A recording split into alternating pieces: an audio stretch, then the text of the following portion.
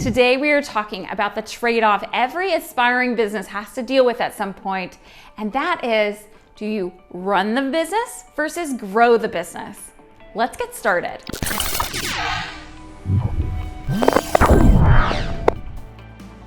Hi, my name is Rachel Steininger, and I know that for many entrepreneurs, we get stuck in this cycle of growing the business, bringing in new business, and then getting stuck running it, trying to keep up with the business that we've already brought in, and then realizing we run it to the point where now we have to go back and grow the business again. So let's talk about that dilemma today. And first, I'm gonna share with you the number one thing that keeps people stuck in that dilemma, that trade-off, and I know you don't want to be there. We're also going to talk about 3 irrational reasons to focus elsewhere and see what you can do to get out of that dilemma. And finally, I'm going to share with you one of the techniques that my client used that actually helped him double his business in 6 months. And it actually got him out of this whole question of run the business versus grow the business at all. Wouldn't that be great? All right. Stay tuned. Here's the number one thing that is keeping you stuck. And I want you to answer this question honestly, maybe even drop it down in the comments below. In your business, are you an owner or are you an employee? Wait, I own the firm, right? That's what you're telling me? Except the reality is that very easily we can turn into somebody who's just doing all of the tasks rather than running the business and sitting from the top. And this is the number one thing that gets entrepreneurs stuck. I actually experienced it first as an intrapreneur, essentially being an entrepreneur in a big corporate environment. When I first started out, I would take care of everything myself. I took so much pride in what I did, and nobody knew my job better than me.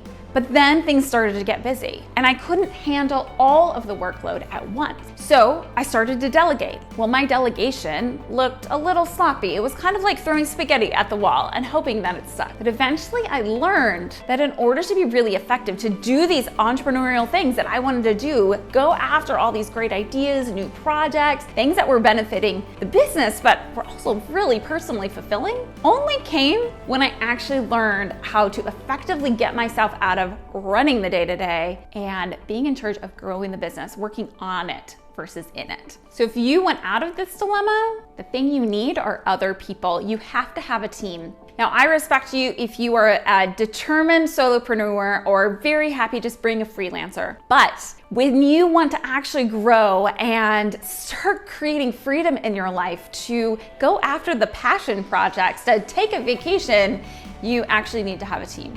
That's the number one thing that traps entrepreneurs. And so many, when you ask them about hiring a team, their number one advice is they say they wish they'd done it sooner. And I can say that's been true for me when I worked in that intrapreneur role and also now as an entrepreneur. Hiring a team is critical. So let me know, do you have a team right now? Do you have a team member? Are you a committed solopreneur? Or are you just starting on your very first employee? Let me know in the comments below and let me know what has been your biggest sticking point about getting to that point. What's been the biggest thing that you've had to deal with in terms of going from that run versus grow, doing it all yourself, into hiring a team and getting people to help you out? Let me know in the comments below.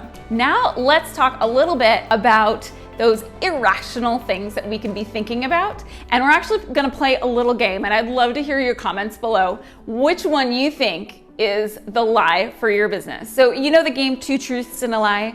Let's talk about that in terms of how we can get out of this run versus grow dilemma.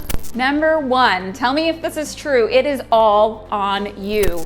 You believe that it is all on you to get things done. I hear this from so many business owners and leaders. They believe that more work on themselves, on their strategy, on their inner work, on their self-development, all of which are great things. But meanwhile, their head is spinning. They've got all these balls up in the air and their whole business feels like one of those Jenga towers with most of the pieces removed and you're just not sure which one is going to make the whole thing collapse. Number 2, you may have team members, you still have to monitor everything that they do, and you need to be involved in that work in order to make sure the work product comes out okay. Here's what I want you to do. I want you to take out an org chart, and I want you to start sketching out all the different roles that you play. Are you in every horizontal, meaning all the layers? Are you in every vertical, meaning you're doing some sales and marketing, you're doing some operations, you're doing some finance? Are you participating in the day-to-day activities or just in managerial or senior level strategy? Take an org chart out. Let's get the visual because that can be so powerful. And if you're in all of these different places,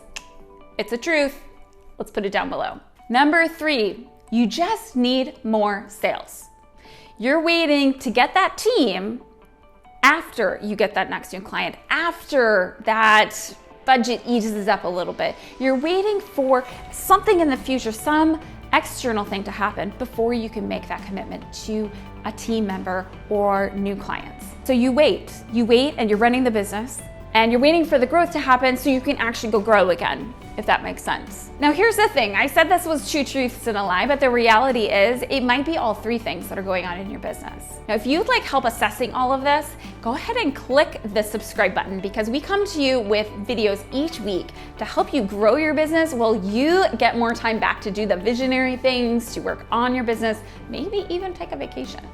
Now, I mentioned at the beginning my client Daniel, who doubled his revenue in the course of 6 months. And I'm sure you're wondering how he did it and how it's possible to do this when you're in this dilemma of running the business versus growing the business. Now, the difference between the two is that when you're running the business, you're working in the business. You're just cycling through all the tasks and just doing busy work trying to keep up. And when I first started working with him, that is exactly what was going on. He was involved in everything from client work to consults to lead generation to just helping out with the billing. And yet he had a staff to help him out. And over the course of 6 months, we worked together so that his staff started taking some of those things over. They doubled the business and he was able to work on the business instead of in the business. Now, that is what we're looking for you.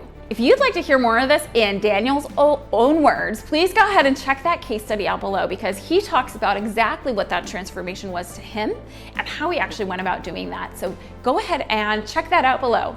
And I look forward to seeing you in the video next week.